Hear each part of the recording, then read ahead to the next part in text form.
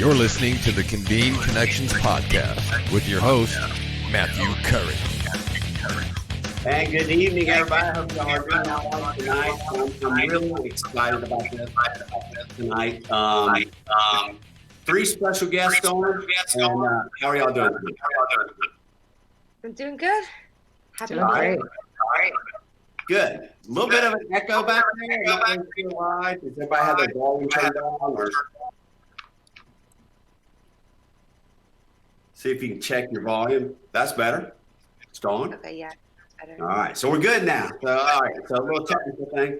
All right, hey, so what we're going to do tonight is we're going to talk about swim and an athlete's mindset. So we have some athletes here. We have a swim coach here. We're talking about one of our newest, latest, and greatest communities that we have, the swim community that's really doing some great things. So let's start with you, Aaron. Introduce yourself and tell us, a little bit about who you are. Aaron Reeves with the High Point Swim Club. Family lives here in High Point. Wife, 2 daughters. I have a son going to school at the University of Southern Illinois, Indiana, in Evansville, Indiana. Been here for 21 years now. Enjoy High Point. It has become home for me. I grew up in Southern Michigan, outside of Ann Arbor, and lost a little bit of the northern accent, but they tell me that I can stay, so it's all good. The swim club is a small, by our standards, youth sport organization. We offer swim lessons starting at age 3, and then we run all the way through adults with swim lessons and team. So very cool, very cool. We'll get more into that as we go. So Alexis, how about you? Right. So I'm Alexis Rice, originally from Charlotte. I'm located in Greensboro now. I came up here. I did most of my undergrad at UNCG. I was a psychology major and I had a minor in sports coaching. Right now, I am a second-year master's student in the applied sports psychology program at UNCG. And we work with High Point Swim doing mental performance. We're gaining our certification to become a certified mental performance consultant, which allows us to work with athletes, exercisers, teams, just on mental skills, goal setting, motivation, confidence, things like that. So, yeah. Absolutely. Awesome. Kirsty? Hi, I'm Kirsty. I am originally from New York. I went to undergrad at a really small school called Marywood University up in Pennsylvania. I played softball there, so that's where my interest for sport and exercise psychology came about. I was a psychology major just like Alexis, and so I am also a second-year master's student in the applied sport and exercise psychology program, and Alexis told you a little bit about that, but we get to work with the High Point swim team and got introduced to Convene, and that's how we ended up here. Yeah, see, so let me tell you how I relate to all this, right? So I'm a UNC alum as well, played baseball there way back in the day, but loved it, psychology major. So went through the psychology department there as well, which is really cool. But I love what you guys do. I have a master's degree in counseling. Love what you guys do. Actually looked at the program that y'all are in when I was, thinking about going back and getting my master's degree, because I've always really been into coaching.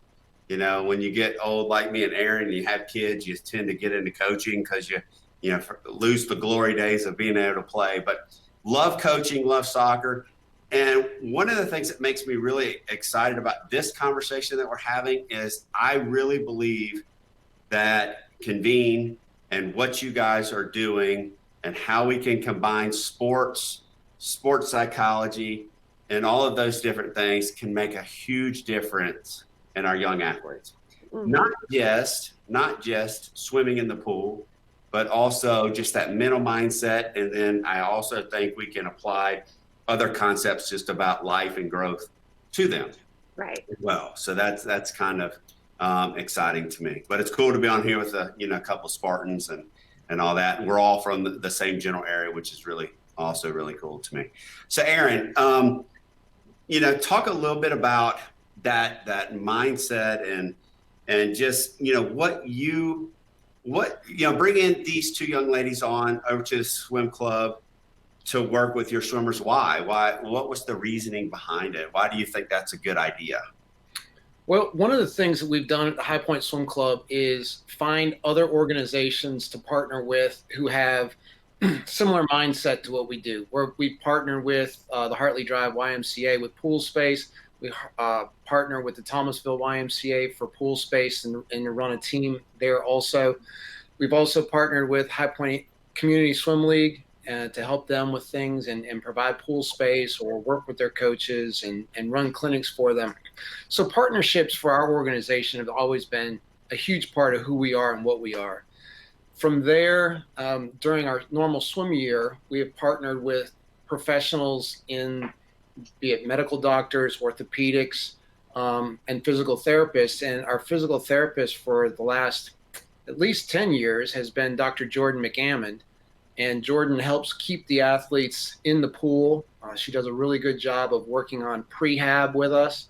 And from there, I had mentioned one day back in the spring, I want to say, that I was noticing the athletes we were struggling mentally. Our element had been taken away from us. It was the longest that any of these kids had been out of the water. We were trying to work with swimmers through Zoom, mainly just doing dryland work. Doing some yoga, things of that sort, anything we could. Swimming pools were closed at the time. So we noticed that the kids' just mental attitude was dropping. So in talking with Jordan one day, she says, I got a friend. You need to talk to Dr. Farrell over at UNCG. I'm like, okay. So look her up, send her a text, and she puts me in contact with Alexis and Kirsty. And from there, we talked about some of the needs that we have. And really, the whole thing started out with just looking out for our kids as human beings before we looked at them as athletes. Now that we've been back in the water since, the summer, now we're looking at them a little bit more as athletes and not as much as people as we were at the beginning. But of course, our kids here, we think of ourselves as one big, huge family, and we look out for each other first, and then swim comes second. So, yeah. So you two ladies are recent former college athletes. Yeah. Right. And so you decided to go on and become part of the program there at UNCG. Since you've been there and since you started going through that and going through the program, how do you feel, or wouldn't you, I guess the simple question is, wouldn't you have loved to have had this kind of knowledge back when you were playing softball or back when you were in the starting blocks on the track? Talk about that a little bit. Yeah, so for me, I knew from very young that this was the field that I wanted to go into, which is not that common. So going into college, I was kind of looking for that, and then it wasn't there at the first university I was at, and then came to UNCG, which has, a world-renowned sports psychology department, and we didn't have that at the time when I was a student athlete there too. So I think in my knowledge of the field from my own personal academic standpoint, it kind of left me kind of yearning for something a little bit more. So I'm glad that Dr. Farrell is there now, able to provide that service. But I think it's something that all universities should take advantage of, even at the youth, high school, middle school, AAU, all levels can you really use some type of mental anything at some point. So. Yeah, I definitely agree with that. So for me, I didn't know that this is what I wanted to do. I went to college, like I'm going to do psychology. Well, actually, I went to college undecided.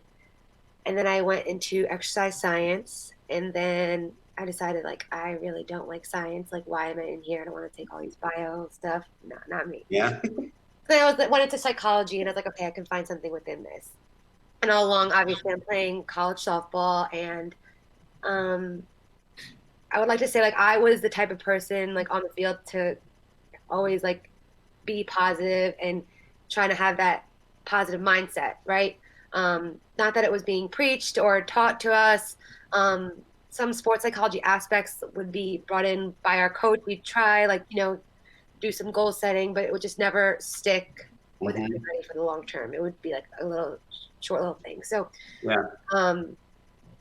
again, I didn't know what I wanted to do. I took a sports psychology class and I was like, oh, like, I think I could do this. I think this would be great. And the more I learned about it, the more I'm like, okay, like I can see myself doing this. And I would be able to kind of use some of the stuff I learned with me in softball, like on the field. And I was like, wow, like this is great. And then I also saw some other people probably could have benefited from it also, and just us as a team. So yeah, so I discovered this later on in college, but now that I think back to it when I was younger, just all those hours spent like going to pitching, doing all these, being on different teams, traveling all summer, Yeah. definitely could have been a really beneficial thing. And I think, again, the more people know about it, the more people learn to appreciate it. So. Well, so Aaron, and I'm going to tell a quick story, but I want to say this first is that I think one of the unique things that you're doing with the High Point Swim Club is bringing these two young ladies on and addressing that mental mindset thing. Something that I always wish that, I knew more about back when I was playing, and because it's so important. And I'll give you an example. So again, I said at the top of the show, I played baseball at UNC Greensboro. So our coach at UNC Greensboro at the time, Coach Mike Gasky, had been a Muay Thai kickboxer, had lived in Thailand, had fought in a Thai ring. So he had immersed himself in that world for some time. And so at the time when I got to school, when we got there, he was very big on the mental mindset, the mental side of sports, to the point that we all thought he was the craziest man we've ever come across in our entire existence and entire lives. So, for example, when we would go out and do our pre-game stretching, we would stretch for 30 minutes. And the way it was like we were the Karate Kid. We're out there waxing on, waxing off, and the way we ended every stretching session was laying flat on our backs, palms up, feet splayed, eyes closed, and he would walk through us and he would explain a scenario. And he would tell us, picture yourself in this situation, whatever position that you play.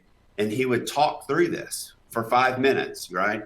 And so my brother at the time played baseball at UNCW. And I remember playing against them, and they're standing out by second base, and they're laughing at us like, what are these dudes doing, laying flat on their backs for 5 minutes like they're sleeping over there stretching? So let me fast forward now. So I go on and I become a pilot in the Marine Corps. And I'm in Afghanistan in 2001, 2002, and I'm leading some of the initial missions in Afghanistan. And so that was one big mission that I led. It was on January the 6th of 2002, and I'm flying it with the Australian Special Forces, and I'm leading this huge mission. And I have this board in front of me. It's called a storyboard. And it's 3:00 in the morning, and we're getting ready to do a pre-dawn takeoff, and I'm in charge of this whole shooting match. And so I do this when I go do public speaking. And I get a chair, and I'll sit down in the chair. And I am literally so this particular night, it's 3:00 in the morning, and I'm laid back in the corner just like this. And I have this storyboard in front of me. And somebody walks past me and kicked me, and they're like, what are you doing? And you know what? This is what, like that split second, I said, that is what that man was teaching me. That's what he taught me all those years, because I was walking through the whole flight mentally, because I was responsible for the whole flight.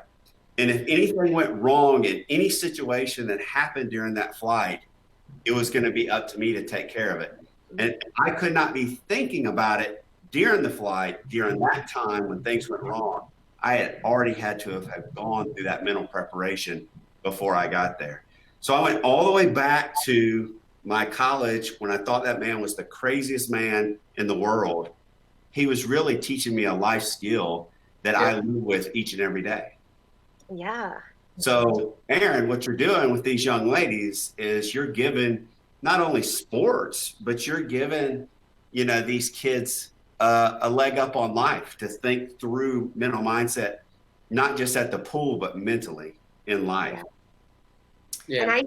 And I also like commend you for doing that because sometimes we'll go into these programs where the coaches just kind of don't know much about it, and then if the coach isn't so much on board, and the athletes won't be either sometimes. So it's really great to have a coach that's into this and pushing it for their athletes too, especially when it's so new and people don't know much about it.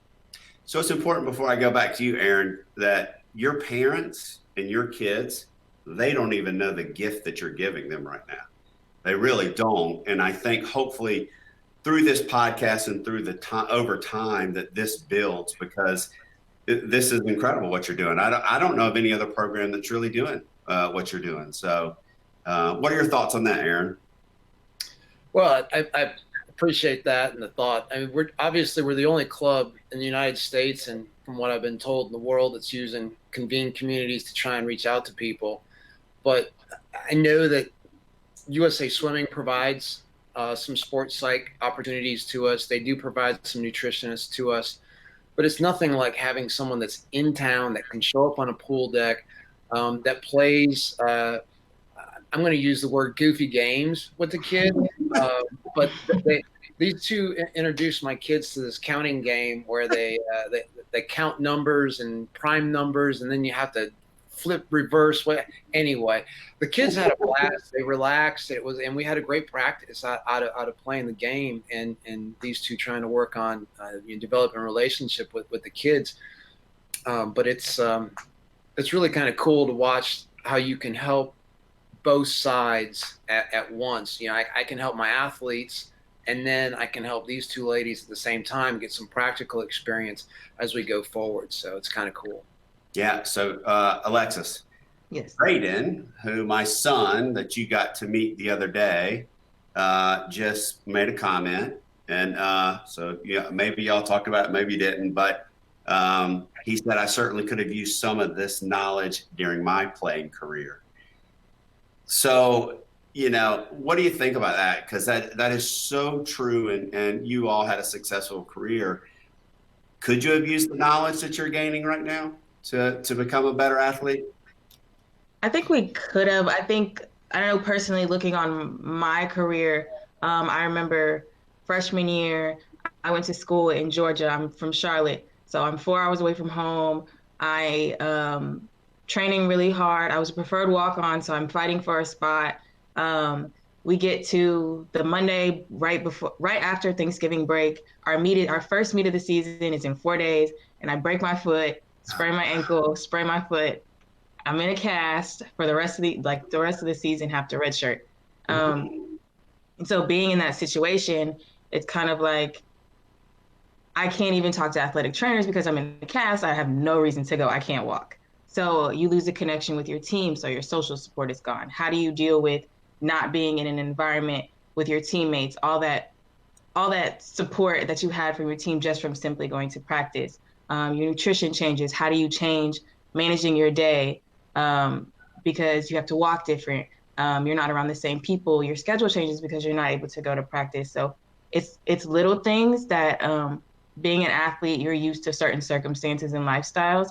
And I think adjusting to small changes can be difficult. And I think those are little things that we appreciate once we're done.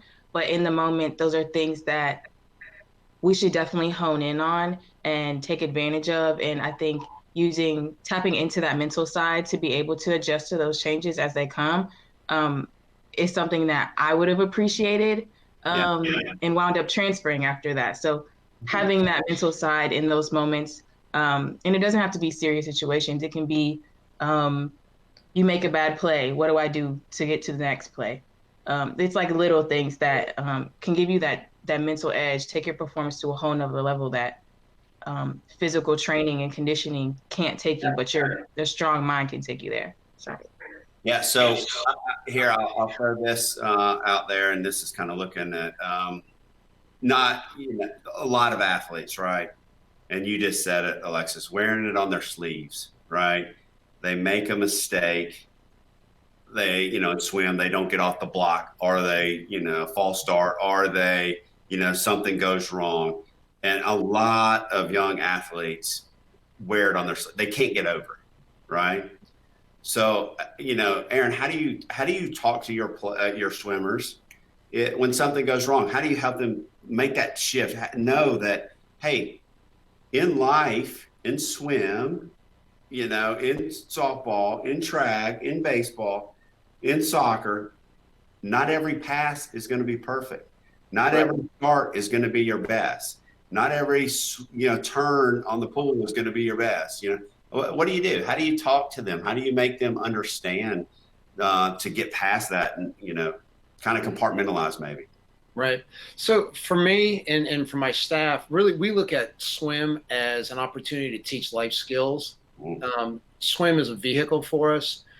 We work on the model of learning from our failures as well as learning from our successes.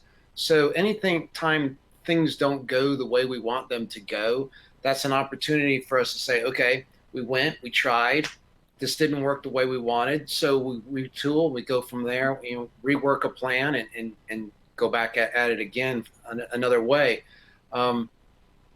We encourage the kids often, just get out there and give it a try. There's nothing lost by failing. This is a safe environment. You go out, you experiment, and you see what happens. Swim is kind of unique in that standpoint, where we don't have a bunch of teammates where we dropped the ball, we didn't make the kick, or those kinds of things.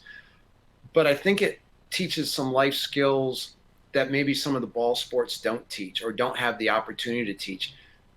We have the opportunity to be a team, high school team, a college team. We're working together to win a meet or win a championship. In the sport that we're in right here with soccer or swim as a club, unlike that, we're individual. Yes, word.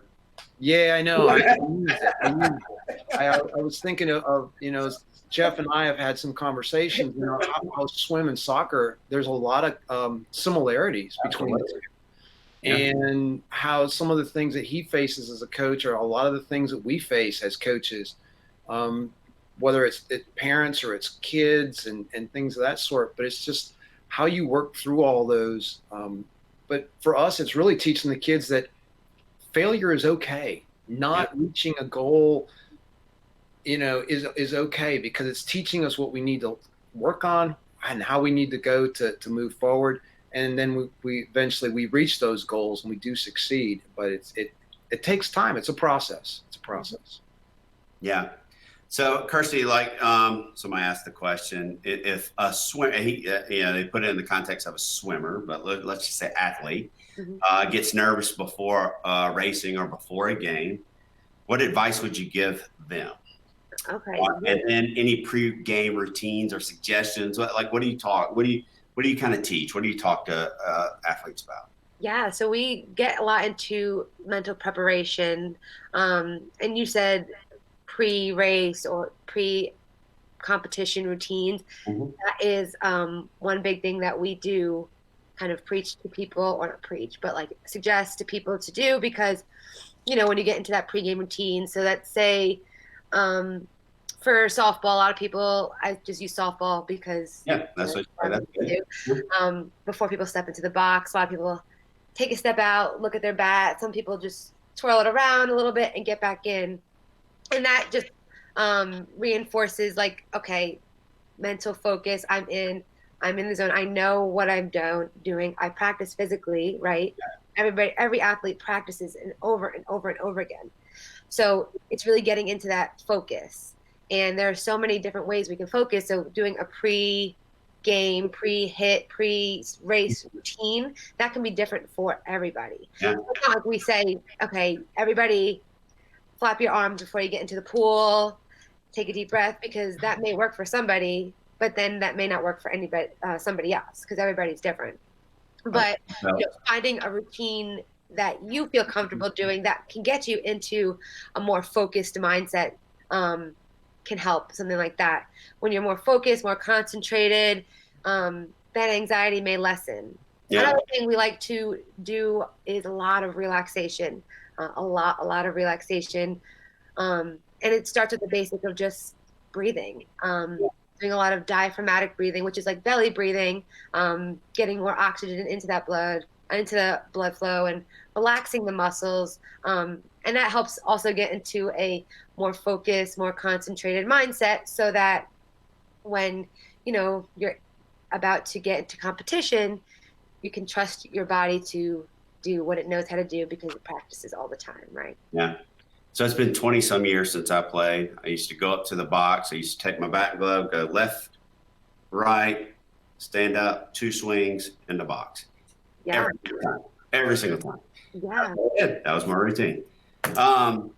So Alexis, Shayna says our bodies can do more than we can ever imagine, but it takes a strong mindset to continue to improve and perform. What do you think about that? I definitely agree. I was I remember being in the gym earlier this week and talking to somebody, and they were saying working out in the morning is so much harder than in the afternoon, and they were saying it's more of like a mental challenge, like in the morning, getting up, starting your day, things like that. So I think your bodies physically can withstand a lot, right? But are you willing to test that limit? Are you willing to push yourself? When you're tired, are you able to keep going? Are you letting that pain get to you? We do things for pain management on the mental side as well. So I think there are a lot of things that we see that's like kind of normal in our bodies, but in our mind, we can kind of propel ourselves to a whole new level if we're able to get past that. So yeah, I definitely agree with that. So I was skiing a couple weeks ago and going up the lift with one of the group that we were skiing with, this young lady, and she said, I wasn't expecting the question, but she looked at me and she said, "Hey, what was the hardest thing about going through boot camp?" Right. So and that's a very relative question, right? So it's kind of like going through 2 days at the first of, season or working out really hard. It's kind of what you're talking about right there. And in boot camp, the hardest part of it is they try to break you down mentally to build you up, to make you stronger. So you know what you can do mentally and physically with your mindset and with your body. They push you to the limit, right? To the point you really want to quit and throw your hands up and break. But it also forces you to lean on each other as teammates. It forces you to just really lift each other up and help carry each other, to know that as a unit, you can make it through anything, right? Mm-hmm. So, and I know swim is kind of an individual sport, right? But it's not, because it is a team sport. And that's one of the things that I love. When my youngest daughter swam for quite a while, for a good bit of time, and the support, with swimming, they really lift each other up when they're in the pool, right, Aaron? So talk about how special that is, and kind of what you do to foster that mentality around the High Point Swim Club. But your great point. Many of the swimmers, past swimmers, former swimmers, swammers as they call each other,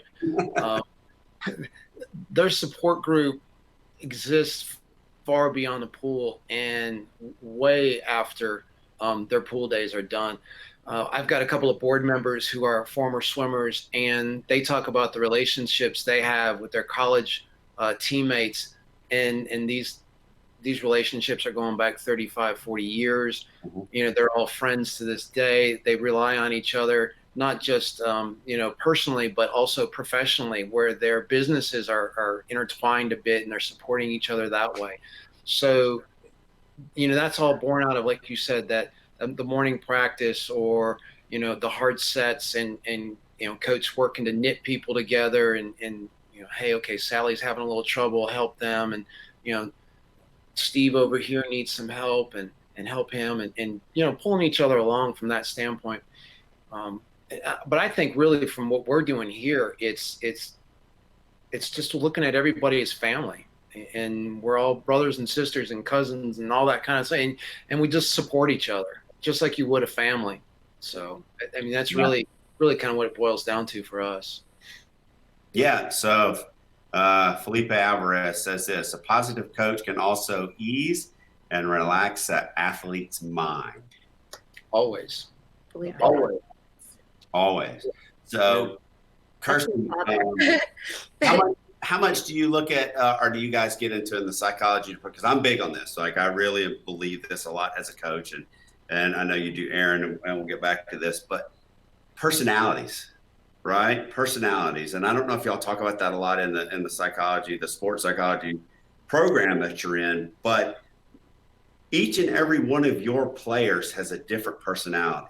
Mm-hmm. And a lot of times coaches don't understand that, right? Aaron, coaches don't get that every player you have is different. And Kirsty, you might need me to come up to you and say, hey, Kirsty, you're good to go. You're the best pitcher I have. And Alexis, you might need me to get at you and say, and go at you hard and motivate you and push you. Do y'all talk about that? Do y'all get into that? Yeah, actually, one of the modules that the experiences that we just put on Convene Communities is actually about communication. That's what it's focused on. And being able to communicate that with your coach is super important. Again, if a coach is just yelling at everyone, that may be really good for some people, like you just said. But, for some, it's like I've known people that have just been like, this coach is ruining my experience and making me not like this sport anymore. So while it's very important for coaches to understand that, it's also really important for athletes to understand within themselves what works for them. And becoming aware of that, and then in turn communicating that with the coach, and whether it be like, and everyone has a bunch of different coaches sometimes, but communicating that with your coach, to tell them, hey, like, I know you're kind of intense and yelling at us, but that doesn't really work for me. It kind of brings me down a little bit, and it's sharing that emotion that comes with whatever you're feeling. And someone can be like, hey, like, coach, I love it when you're yelling at me. Like, in my face, do it more. Yeah. It's good for me. But just being able to communicate that with your coach, and then also the coach having an open mind to understand, okay, let me dial it back a bit when I'm working with this athlete in particular. And just, it's all about communication and self-awareness when it comes to the athlete. Absolutely. Alexis, what do you think about that? Yeah, I definitely agree. If anybody from High Point Swim is listening, we also have another experience that we just did talking about self-talk. And one of the things we mentioned was helpful versus harmful, calling it that as opposed to positive and negative, because what somebody sees as positive might be not positive for somebody else. And so being able to interpret what works best for you, being able to communicate that, being able to talk to yourself in a way that is actually helpful to you and tailor it to you. If somebody gives you advice or motivating words and things like that that don't work for you, being able to realize this is not working for me. This is a technique that doesn't fit me and my personality, and being honest with yourself and being able to motivate yourself and communicate with them. I know we did a feedback spectrum as one of the activities for the communication module, and just talking about what type of feedback do you need versus what you want, and what you prefer, and what you actually receive from people. So really kind of broadening your perspective on what you think about yourself, and realizing what works for you. I think self-awareness, like Kirsty said, is a great first step for a lot of the things that we work through. So. Yeah. Well, let me tell you another quick side note story, because I have all kinds of stories. But I was coaching a U12 girls soccer team, and we were the third tier team in our division from our league, and we were playing the second one. So everybody on my team wanted to really beat the team above. And I know we're not supposed to focus on wins and losses, but let's get real. I don't care who you are, kids, focus on that, right? And they might not think about it 10 minutes after the game, but my girls really wanted to do well this particular game. So we had gone up 3-1 in this game, and we were trying to close it out. It was the last few minutes. And so a good friend of mine is sitting and I'm coaching his daughter, but he's sitting over on the other side of the field, and he's talking to his wife, who has their older daughter at her game. So Mark is talking to Denise, and he's talking about, the game and keeping her informed of what's going on. They're talking back and forth. And I wanted to put his daughter in goalie because she was the best goalie that we had, right? But she hated goalie, hated it. And so she's in the game, and I sub her out, and she comes off the field, and I'm like, Kenzie, I'm going to put you in goalie. And her head drops, and she's like, no, Coach Matt, don't put me in goalie. Please don't put me in goalie. And Mark's watching this whole thing, and he goes, he knows what's going on. He goes, oh my gosh, he's going to put her in goalie. And so, and Denise is going, I can't believe he's going to do that. He can't do that. You know, it's going to, whatever. And so, and this is what I told her. And it was from the heart, and I meant it. And I made her look at me, and I'm like, listen, Kenzie, you are the best goalie we have. And you know you're the best goalie we have. And I don't care what happens. I don't care how good you go out there and just do your best. The team needs you. And Denise is on the phone going, I can't believe Matt's going to do that. And Mark said, no, it's okay. I can tell by the way she just ran on the field. She was confident. And she went out there and she made 3 incredible saves that should have been goals and would have been goals on any other girl on the team, but she stopped them, and we ended up winning 3-1, right?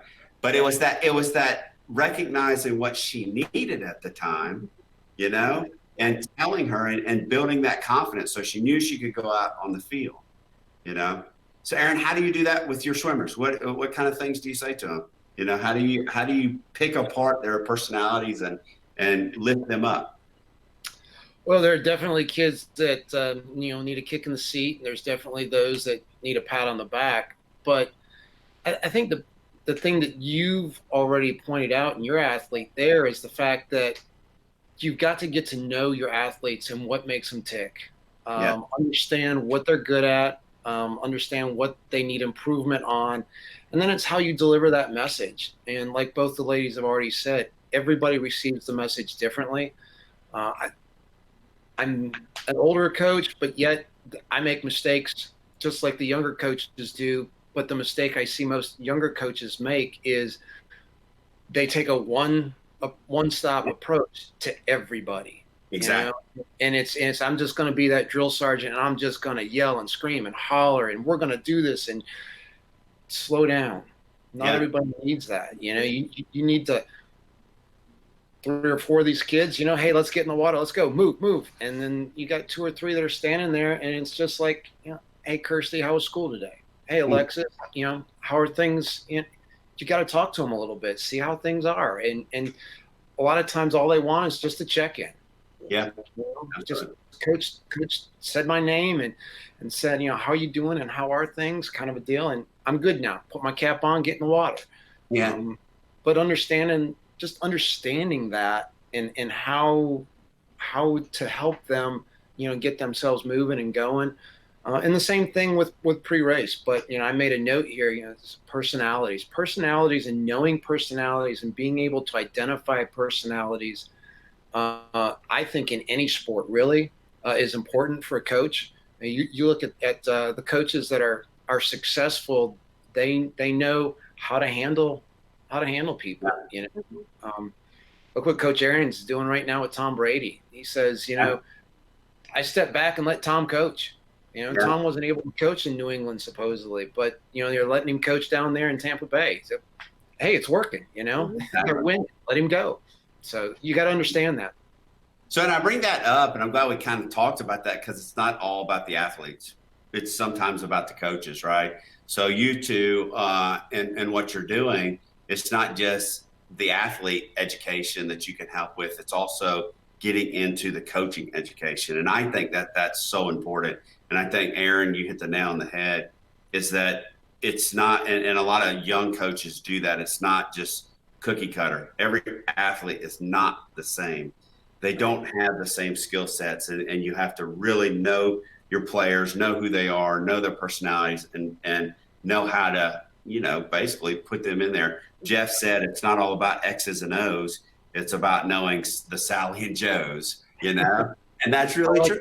It's really, I do too. I like that a lot. So, and also, it's really even like more when you're working with youth athletes, like they're kids, right? They're not your Right. professional swimmers. Like they're there, especially at that 10, those younger, maybe not in high school yet. They're there to have fun, right?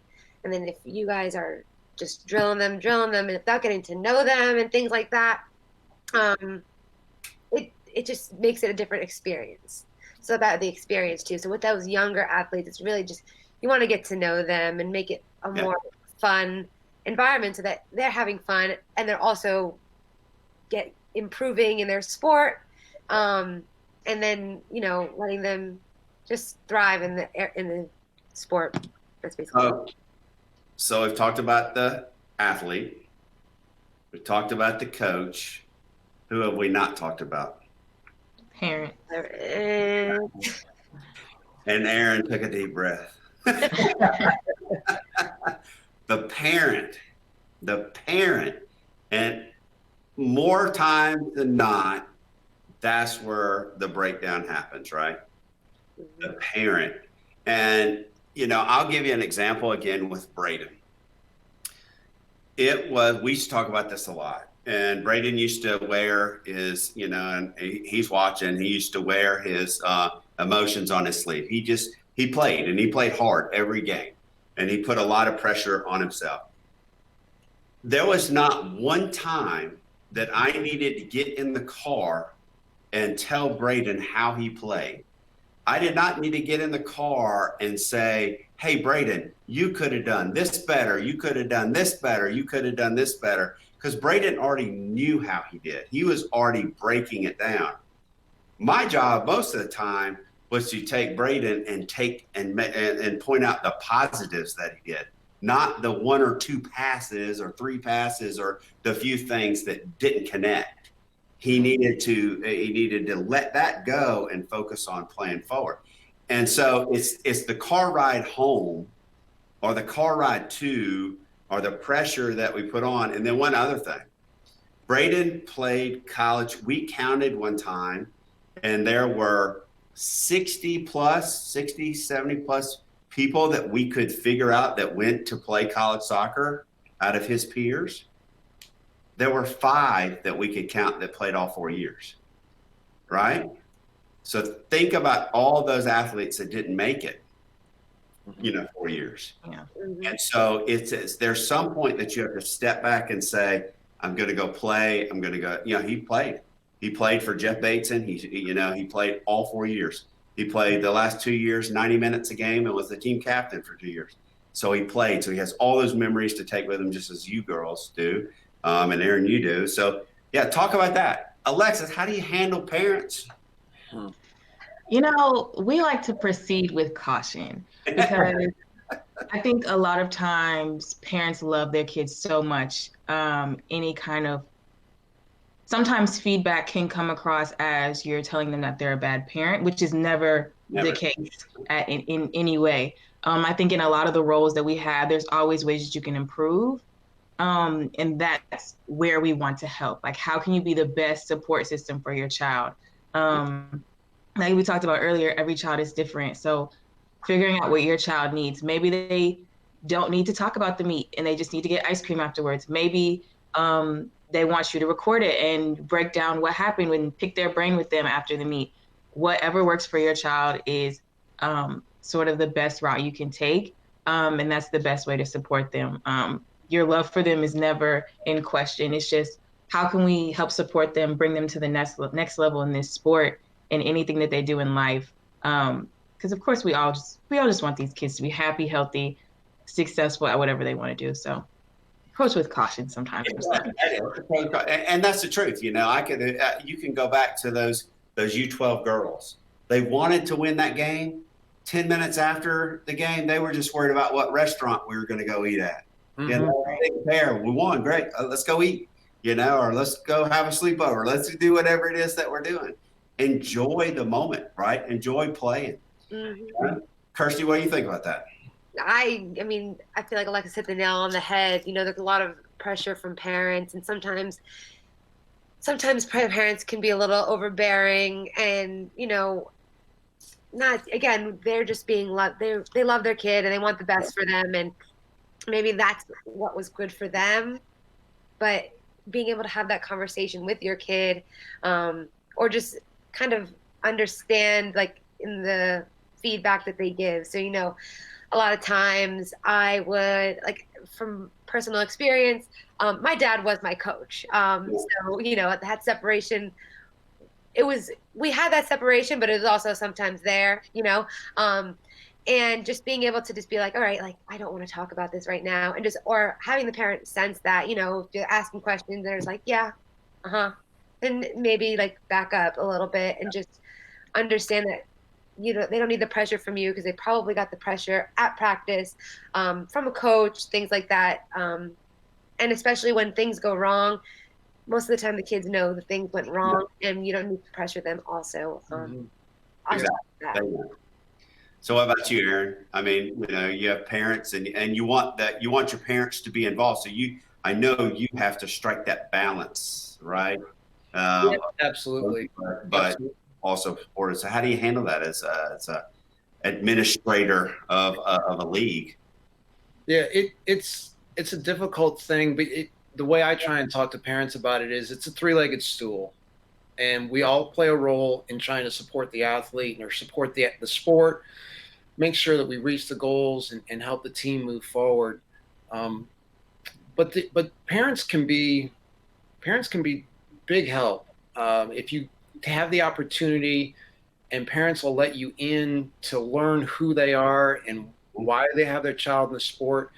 You learn with some, like Kirsty's already said, it's because they're a 10-year-old. They just need to get off the couch and do some. But then you've got some others that, I want to try and go somewhere. I want to see what I can do with this thing. And they've got mom and dad behind them that are supporting them, and that, they're going to dump all the resources into them that they can do to try and help the child get where they want to go. So, there's a wide range there, and getting to know those parents and what their motivations are and why they're doing it helps tremendously when you're dealing with their child. And I know, after a child comes out of a race and it's a bad meet, and I know which ones are looking in the bleachers before they've ever got to me. Yeah. And they're looking, and that parent's up there saying, the time wasn't right, or you did this, or you did that. And, it's kind of this, it's just like, stop. Yeah. You're the parent. Let me coach. I have 3 children. I'll take care of mine. You take care of yours. Let me coach. Right. Exactly. And you've got to, have some of those parents where you got to draw that line and say, this is my time to coach. You be dad, you be mom, and kind of go from there. So it's really getting to know your parents and personalities. And I think that's, if we can end this now, I think we would end it with saying, this is about personalities. Coaching is about knowing personalities, whether it's soccer player or parent. Well, 2 things, and I'll go at personality and communication. Right? Yeah. It's about learning how to communicate positively. Yeah. Both to the player, both to the parent, and that is a learned skill by all 3 entities: parent, player, and coach. And start like with the simple question, like from a parent perspective, of just asking your athlete, like, how can I best support you? Yeah. That feedback. It doesn't have to be like some in-depth conversation. You can just ask them if that can start the conversation following up, but just asking, how can I support you through this? You both said it earlier, the person's there to play a sport, right? The kid is there to play a sport, right? 2 things can take the love away from a kid playing a sport, and that is the coach or the parent. Well, I'm not saying other things can too, but those are factors that can play into it. The coach or the parent. If a coach or a parent is putting such extreme pressure on that athlete, it doesn't become fun. And we've all seen it. Aaron, you're so right. And you guys have probably seen it when you're playing too. For me, baseball, you sit there and I umpire now, so I see it. You see the kid make an error. You see the kid strike out, and they go straight like this, right to the parent, right to the stands, And so that mental, that's in their head the whole time. On soccer, it was really bad. Constantly looking over at the parent, constantly doing. Now, I don't mind if they, do something good and they look at the parents clapping and all that. That's good. But if the parents, kicking dirt over there and throwing their chair and cussing, and that doesn't do any good. It does nobody any good, or the coach for that matter. Yeah. Jeff Bateson, how I got for this, he said, and this is maybe for you, Kirsty. He said, "Coach dads are awesome people," and that's Listen, I played softball since I was 10. yeah. And travel softball, and I played before my dad started coaching me. I was on somebody else's team, and then that team kind of fell apart, and my dad's like, I'll do this. And he was a big athlete his whole life, played football, and he just wanted to continue coaching. So I was on his team since I was 10 until sophomore year of college. Wow. He was my coach my whole life, and honestly, I wouldn't trade it for the world. He was the best. He is the best, and I'm probably watching, so shout out to you, Dad. Yeah. But there were times though that he'd be trying to coach me, but then in my head, I'm like, that's my dad telling me what to do, and I don't want him telling me what to do. The show, and I'd be like, stop, Dad, stop, like leave me alone. And then he'd recognize that and have one of the other coaches come up to me. So most of the time we were able to separate, and I respect him in every step of the way as a coach. He was the best coach. I would never have traded it. But that we did recognize that happened, and I'm a teenage girl growing up, having her dad yelling at her. We recognize that, and everybody else in the stands recognizes that sometimes too.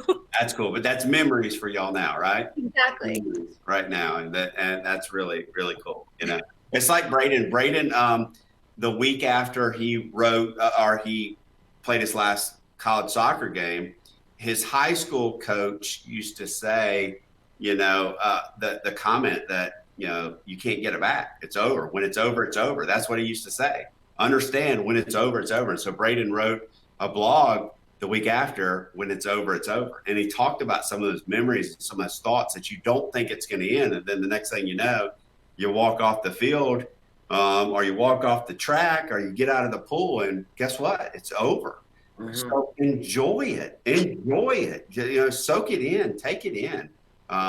It's that's a lot of them. So really cool. So, all right, you guys, we only have about 7 minutes left, but you're in Convene communities, right? You're doing great things in communities, and you talk about this thing called experience, right? So I believe that in life we learn through experience. That's what I think. I think we learn through experience. And so, we could write an experience up right now about when it's over, the mental mindset of that, and taking that to heart. And all of us on this show right now could go in and write a response, and then the athletes could go read it, and it would mean something to them, So the idea is that we learn through experience, and we share experience, and we learn through some of that. So just talk a little bit, Alexis, about what are some of the things you guys are doing inside of Convene, and how can other people use it? Yeah, so I think Convene is a great platform, especially given the times that we're not able to meet in person. It's a great platform to reach a large amount of people. So what me and Kirsty do is we create experiences based on certain topics. These are things that coach has become aware of, or we see or saw when we were going to practice, or things that are pretty common in youth sports. And we create videos discussing the topics, breaking down ideas, defining it in a way that the athletes can understand. We walk them through activities, give them practical ways that they can apply it in the pool and outside of the pool. And then we give them some survey questions so we can have a discussion about it after they go through the video and the experience. And so it's a good way for us to engage with them about the content. We try and make it as little like homework as possible, because we all don't like homework, but we try and get it to the point so they're able to learn from it and give them practical tools that and resources that they can use through those experiences. Yeah. Aaron, how about you from a standpoint of the swim club? How are you guys thinking about using it and expanding it, and how could other sports, other clubs use it? It's interesting that we were talking about this, and you had made the comment right there before you went to Alexis, and you said, it's about enjoying the experience, enjoying the process, enjoying what you're doing at the time as you're going through it, and not getting all wrapped up in the X's, the O's, the wins, the losses, the best times, and not. I just completed an experience, I think it was yesterday, that's up on the platform for parents. That's Debbie Phelps, that's Michael's mom, Michael Phelps, talking about her experiences with Michael and raising the most successful Olympic athlete that we've ever seen. She claims that she can't tell you any of Michael's times. I find that a little hard to believe. Yet if you watch her and you watch the way she's gone about supporting Michael and the interviews with her afterwards, she's mom and she is his biggest cheerleader, and she understands he's not perfect, but doggone it, she's his, and she's going to support him to the end, and she's going to enjoy the journey the whole way along. And I think if more parents would take Debbie's approach, that I'm going to support my kid and I'm going to help him, whatever it is that I've got to do, whether that means I've got to step in as a coach, or I've got to step in as a board member, or I've got to step in some way and help, that's great. But just be supportive. So yeah. So yeah, I've already got one experience up there about talking about that, and we plan on continuing to do that to educate parents as we go forward. So. Yeah. Right. Alexis and I both have, we have some parent stuff planned too that are similar to what we've already made for the athletes, just in parent education, and kind of just giving them ideas and ways that they can support their kid. But I do also want to throw out there that the stuff that we teach and give to the athletes is not only for athletes that feel like they have a problem or a negative light. This can also be just really useful for athletes, who are doing great and just want to continue doing great. You build off success, you build off of that success, and how can we build off of that success? So I just want to throw that out to any athlete who is watching, and this is for everybody, whether it's you think you need a little bit more help or you just want to grow, Exactly. It is. What's your father's name? Me? Yeah. Jose Alvarez. So he's making a comment right here. So shout out to him. Great job here. I think it's awesome. And it is. He makes a comment, this is life learning. Sports are life learning. Sports taught me so much and really taught me how to be a Marine, and taught me how to lead missions, and taught me how to, I'm on the tip of the spear in Afghanistan in 2001, leading missions. And it all goes back to being on the field, It all goes back to being a college or a catcher. It all goes back to playing quarterback and having to lead. Those things set me up to go into combat and lead missions and do all the stuff that I did.